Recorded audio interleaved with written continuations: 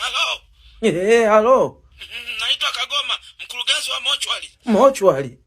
Wewe si niside, ulileta CV ya kuomba kazi hapa. Mimi nilileta CV. Uliacha CV yako hapa wiki iliyopita na tumeipenda. Kwa tumekupigia tukuite. Hapana jamani. Mimi tena wiki iliyopita sijatoka kokote jamani. Yaani iko hivi na tena CV yako tumeipenda. Umeandika hapa kwamba kwenu unakaa karibu na makaburi, halafu babako anachonga majeneza. Jamani nisikilize. Mimi tena wiki iliyopita sijatoka.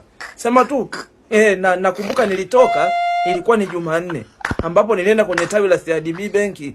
Nilienda pale waniunganishe na sim banking.